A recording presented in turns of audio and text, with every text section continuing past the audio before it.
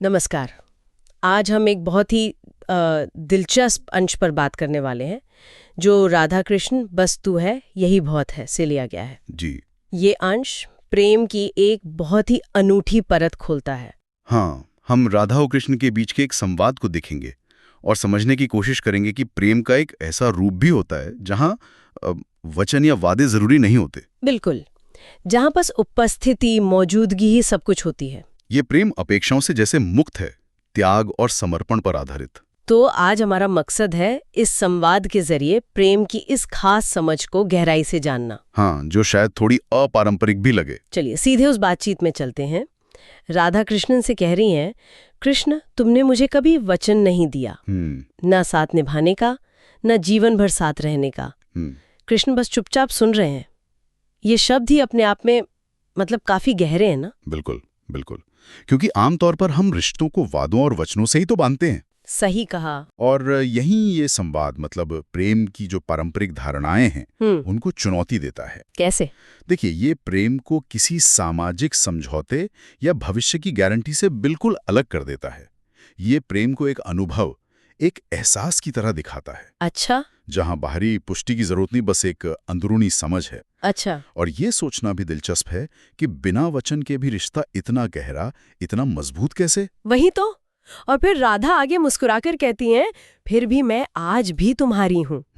क्योंकि प्रेम में वचन नहीं, बस तुम्हारा होना ही बहुत है। ये वाक्य तो जैसे प्रेम की पूरी परिभाषा ही पलट देता है। सही कहा। ये वो अधिकार जताने वाला या कुछ मांगने वाला प्रेम नहीं लगता। नहीं, बिल्कुल नहीं। ये प्रेम की उस अवस्था की तरफ इशारा है जहां इंसान बाहरी सहारे मतलब आश्वासनों पर निर्भर नहीं रहता। हाँ। ये पूरी तरह से एक आंतरिक स्थिति है। राधा का कृष्ण के प्रति वो पूर्ण समर्पण दिखाता है बिना किसी शर्त के। जी। या प्रेम कोई लेन देन नहीं है, वो तो जैसे अस्तित्व का, होने का हिस्सा बन गया है। इसे कह सकते हैं होने का प्रेम, न कि कुछ पाने का। इसमें एक आजादी सी महसूस होती है ना, वचनों के बंधन से मुक्त। बिल्कुल, एक स्वतंत्रता है इसमें। और इस गहरे समर्पण के जवाब में कृष्ण जो कहते हैं वो तो शायद इस पूरी बातचीत का सबसे सबसे मार्मिक हिस्सा है। हाँ, वो क्या कहते हैं? वो सिर झुकाकर कहते हैं, राधे तू प्रेम में इतना खो गई कि तू खुद प्रेम बन गई और मैं बस तेरा नाम बनकर रह गया। वाह, कमाल है। यहाँ तो बात जैसे प्रेम करने वाले और प्रेम के विषय से भी आगे चली गई, तो खुद प्रेम बन गई। इसका क्या मतलब निकालें? ये बहुत महत्वपूर्ण बात है। जब कृष्ण कहते हैं तू खुद प्रेम बन गई, तो इसका मतलब शायद ये है कि राधा का पूरा अस्तित्व ही, उनका हर काम, हर सोच सिर्फ प्रेम की अभिव्यक्ति बन गया था। अच्छा। वो प्रेम करने वाली कर्ता से बदलकर वो स्वयं प्रेम का सार बन गई।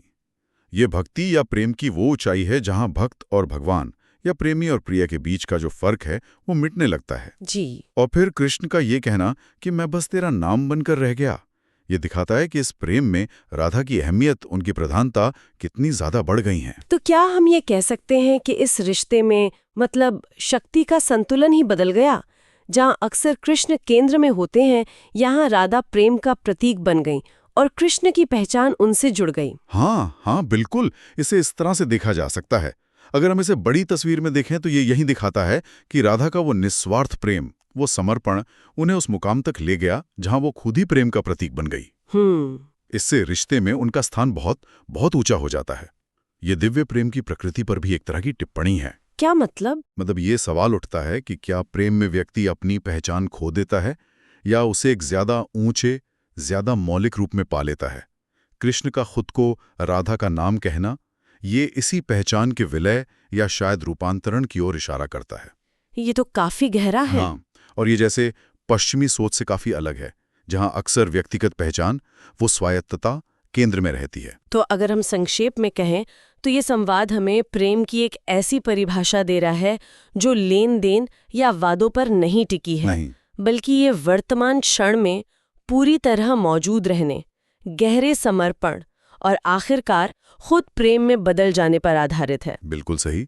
ये प्रेम का एक गहरा, लगभग आध्यात्मिक नजरिया है।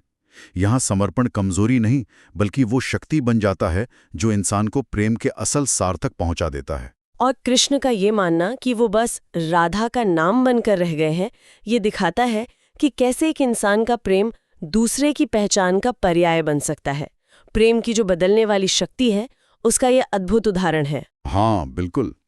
और यहीं पर हम अपने सुनने वालों के लिए एक विचार छोड़ जाते हैं। जी। सोचिएगा कि जब प्रेम में एक व्यक्ति खुद प्रेम का प्रतीक बन